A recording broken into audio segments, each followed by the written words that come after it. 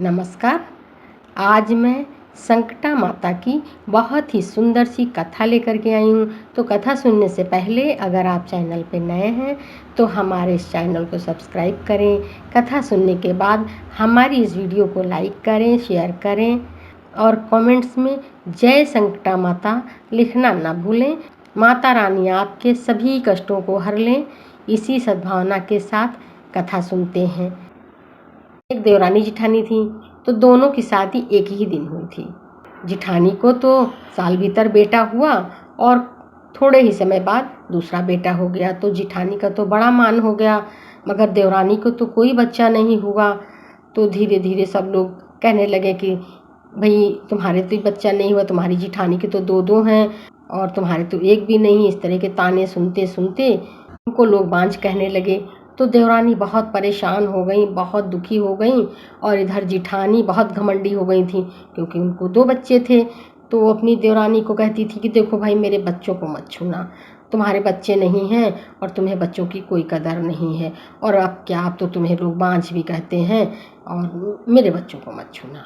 वो बहुत परेशान हो जाती थी, बहुत रोती थी, कहती थी दीदी मैं क्या करूं, इसमें मेरा क्या दोष है, मैं क्या कर सकती हूँ, मुझे आप ही बता दीजिए। तो वो कहती थी मैं क्या बताऊं, और लोग तुम्हें बांझ कहते हैं, तुम बांझ हो।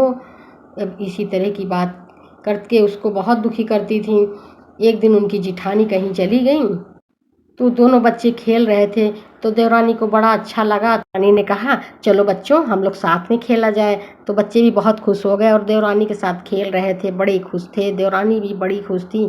तभी उनकी जिठानी आ गई और चीखने चिल्लाने लगी कि कितने बार कहा है कि मेरे बच्चों से दूर रहो, मेरे बच्चों से दूर रहो, मगर तुम मानती ही नहीं हो। और देवरानी को बहुत बुरा भला कहा। देवरानी बेचारी परेशान हो गई और घर छोड़ करके जंगल की तरफ चली गई और वहाँ जा कर के फूट फूट कर रोने लगी। तो उसी समय संकटा माता का फेरा निकला था। तो माता ने देखा कि इस वीरावान जंगल में ये स्त्री यहाँ बैठ कर के क्यों रो रही है। तो माता ने बूढ़ी अम्मा का वेश बनाया और जा कर के पूछा बेटी तुम यहाँ क्यों रो रही हो। तो देवरानी ने कहा कि अरे अम्मा, कोई बात नहीं है, आप जहाँ जा रही हो वहाँ जाइए, हम क्यों रो रहे हैं हम आपको क्या बताएं। तो कहने लगी अरे बेटा ऐसा नहीं कहो, हर दुख का उपाय है, तुम हमें बताओ। तो कहने लगी अम्मा, जो दुख हम पर है उसका कोई उपाय नहीं है और मेरा दुख बहुत बड़ा है। तो अम्मा ने पीठ पे हाथ सहलाया और बड़े प्यार से पूछा कि बेटा हर दुख का उपाय है, तुम्हारे दुख का भी होगा, तुम कहो तो देवरानी ने सारा हाल बताया। तो अम्मा ने कहा अरे ये तो बड़े दुख की बात है, चलो हम तुम्हें एक उपाय बताते हैं। अपने घर खुशी से जाओ और रास्ते में जो बच्चे खेल रहे हो छोटे से, उनमें से जिन बच्चों का मुंडन नहीं हुआ हो उसमें से किसी एक बच्चे के सिर का 4 बाल ले आना। तो देवरानी ने कहा इससे क्या होगा। कहीं इससे बेटा मैं कुछ ऐसा उपाय करूँगी, ऐसा जंतर बनाऊँगी जिससे तुम्हें बेटा हो जाएगा और तुम्हारे सारे दुखों का निवारण हो जाएगा। तुम खुशी खुशी घर जाओ और कल बाल लेकर के चले आना, बच्चे के सिर के 4 बाल लेकर के चले आना। तो देवरानी बड़ी खुशी खुशी घर चली आई और रास्ते में देखा छोटे छोटे बच्चे खेल रहे हैं। तो उसने कोशिश की कि बच्चों के जिनके मुंडन नहीं हुआ है उसमें से किसी एक बच्चे के सिर का बाल वो मतलब तोड़ ले, नोच ले, मगर उसकी हिम्मत नहीं। उसने सोचा अरे बाल नोचने से तो इस बच्चे को बड़ा दर्द होगा और कितना रोएगा, छटपटाएगा, मैं ऐसा नहीं करूँगी। और यही सब सोच करके वो अपने घर चली गई। रात भर सोचती रही और फिर सुबह गई। उसने सोचा कि जाके अम्मा से कहूँगी कोई दूसरा उपाय बताएं, मैं किसी बच्चे के सर का बाल नहीं नोच सकती। तो दोबारा गई तो जंगल में फिर वही अम्मा मिली। तो अम्मा ने कहा कि बेटी बच्चे के सिर का बाल लाई हो। तो वो कहने लगी कि अम्मा मैं बाल तो नहीं लाई। तो अम्मा ने कहा फिर कैसे मैं जंत्र बनाऊंगी और कैसे तुम्हें बेटा होगा, तुम बाल क्यों नहीं लाई हो बेटी। तो उसने कहा अम्मा भले मैं बांझ रह जाऊं, भले ही मुझे बच्चे ना हो, मगर मैं किसी के बच्चे का सिर का बाल नहीं नोच सकती। शरीर का एक रोया तोड़ने से कितना दर्द होता है, और एक छोटे से बच्चे का सिर का बाल मैं कैसे नोच लूँ माँ? भले मुझे बच्चे ना हो, अगर आप कोई दूसरा उपाय बताएं तो ठीक है, और नहीं बताएं तो भी ठीक है। अब मुझे किसी भी गलत तरीके से बच्चा नहीं चाहिए। तो अम्मा को तो बहुत खुशी हुई, संकटा माता को। कहने लगी कि अरे ये तो कितनी दयालु औरत है, और इसको बच्चा नहीं हुआ, इसका तो दिल ममता से भरा हुआ है, इसको तो बच्चा होना चाहिए। उन्होंने कहा कोई बात नहीं बेटी, मैं तुम्हें आशीर्वाद देती हूँ, जाओ, साल भीतर तुम्हें बहुत ही स्वस्थ सुंदर बेटा होगा और तुम्हारे सभी दुख दूर होंगे, तुम्हारे पति भी पहले से अच्छा कमाएंगे और तुम्हें सभी सुखों की प्राप्ति होगी। बूढ़ी अम्मा ने इस तरह का आशीर्वाद दिया और देवरानी बड़ी खुशी खुशी अपने घर चली आई। साल भीतर उसे एक बहुत ही सुंदर स्वस्थ पुत्र रत्न की प्राप्ति हुई और उनके पति का रोजगार भी अच्छे से चलने लगा। तो देवरानी को अम्मा की कही हुई बात याद आ गई। अम्मा ने चलते समय यही कहा था कि बेटी, जब तुम्हें बेटा हो जाए तो तुम संकटा माता की पूजा कर देना, क्योंकि संकटा माता की कृपा से ही तुम्हें बेटा होगा। और तो बहू ने संकटा माता की पूजा कर दी। पूजा की तो अपनी जिठानी को भी बुलाया और वहाँ पर जिठानी जब गई तो देखा कि भाई बच्चा तो बहुत सुंदर है और पहले से ज़्यादा उनके यहाँ अमीरी आ गई है। और सब लोग बड़ी बड़ाई कर रहे थे कि चलो कोई बात नहीं, देर से बच्चा हुआ मगर बहुत ही अच्छा है, स्वस्थ है, बना रहे।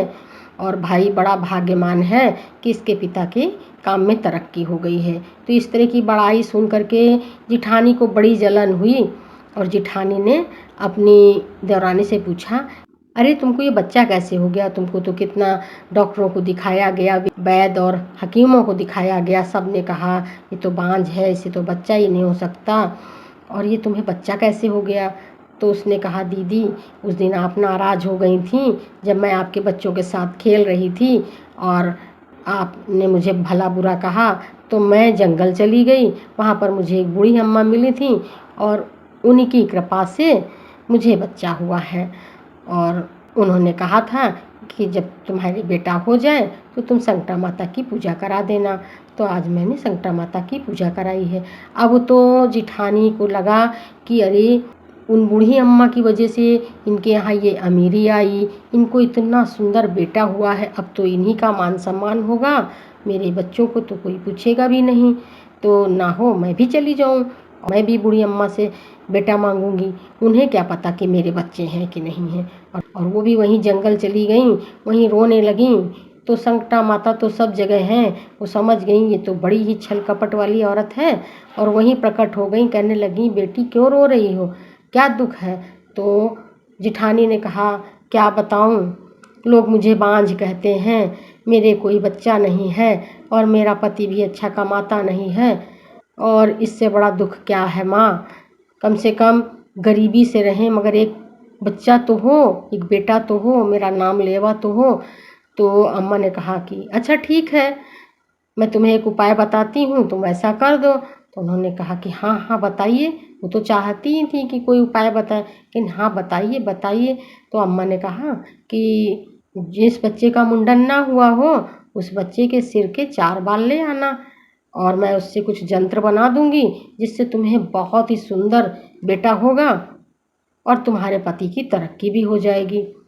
तो जेठानी बहुत खुश हो गई, कहने लगी ठीक है अम्मा, मैं कल लेके आऊँगी। तो अम्मा ने कहा हाँ हाँ ठीक है, मैं भी इंतज़ार करूँगी, तुम लेके आना, और मेरा ये उपाय खाली नहीं जाता है।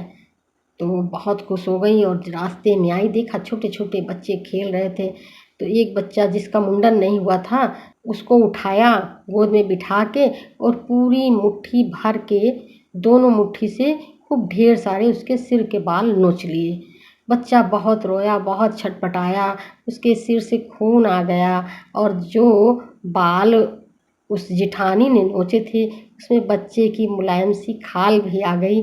बच्चा बहुत तड़पा, बेहोश हो गया और वो औरत बालों को ले करके अपने घर चली गई। रात बीती और सुबह बड़ी खुशी से वहीं जंगल पहुंच गई और अम्मा का इंतज़ार करने लगी। अम्मा भी वहीं पहुंची तो अम्मा ने कहा कि बाल लाई हो? तो उसने कहा हाँ अम्मा, मैं बाल लाई हूँ। आपने तो कहा था 4 बाल लाना, मगर अम्मा मुझे बहुत ही सुंदर बड़ा ही स्वस्थ बेटा चाहिए, इसलिए मैं तो 2 मुट्ठी भर के बाल लाई हूँ। तो अम्मा को ये सुन के बहुत बुरा लगा। अम्मा बहुत क्रोधित हो गईं। संकटा माता बहुत क्रोधित हो गईं और उन्होंने कहा कि अरे तुम तो एक दुष्ट औरत हो, पापनी हो, चंडालनी हो, तुम्हें तरस नहीं आया? एक छोटे से बच्चे के दोनों मुट्ठी भर के बाल नोच लिए, कैसे नोचे थे तुमने? तो उसने कहा, अरे अम्मा मैंने गोद में बिठा के दोनों हाथों से बाल नोच लिए और मैंने कहा कि आपको जाने कितने बालों की ज़रूरत पड़ जाए, क्योंकि मुझे तो बहुत ही सुंदर बेटा चाहिए। तो अम्मा ने कहा, तुम्हें लज्जा नहीं आती? तुम्हें शर्म नहीं आती? तुम्हारे सीने में दिल नहीं है? तुम कैसी स्त्री हो जिसके दिल में बच्चे को लेकर के कोई ममता ही नहीं? तुमने छोटे से बच्चे के बाल नोच लिए, और क्यों? क्योंकि तुम्हें बेटा चाहिए था।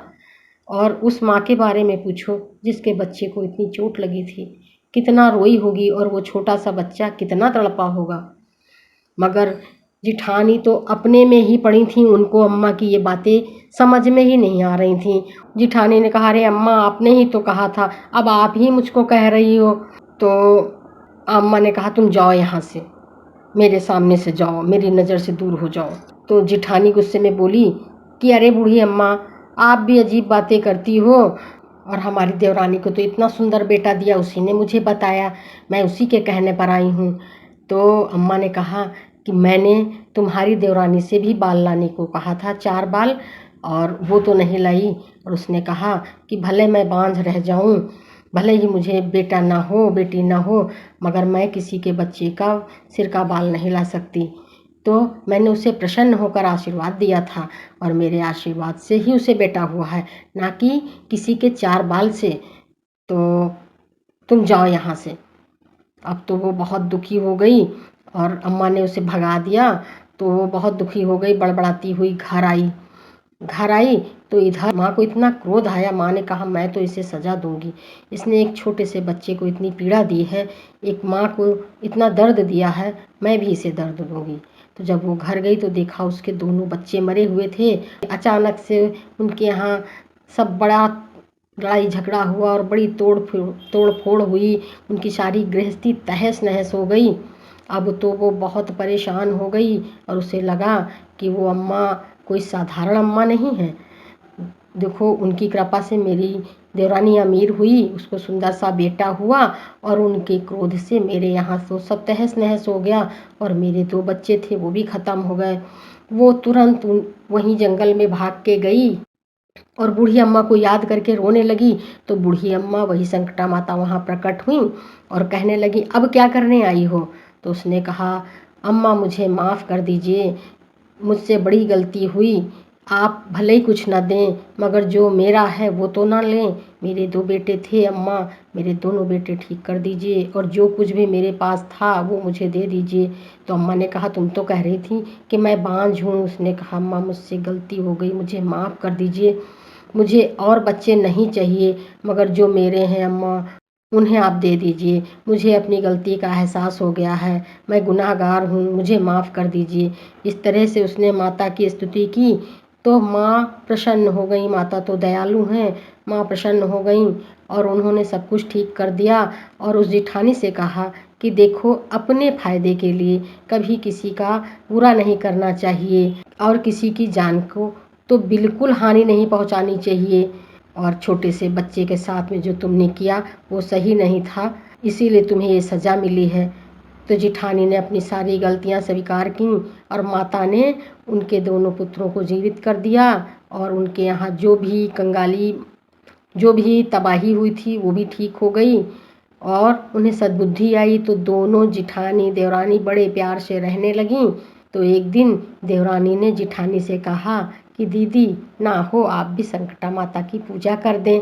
तो जिठानी ने कहा, हाँ ये तो सही है, उनकी कृपा से ही सब कुछ ठीक हुआ है, तो मैं भी माता की पूजा करूँगी। और जिठानी ने बड़ी श्रद्धा भक्ति भाव से पूजा की, और सारे गांव की महिलाओं को बुला के माता का प्रसाद खिलाया। तो इस तरह से कथा तो पूरी होती है, संपन्न होती है। बोलें संकटा माता की जय।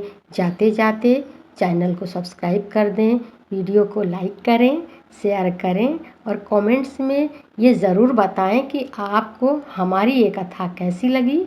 और एक बार प्रेम से बोलें, जय श्री कृष्णा, राधे राधे।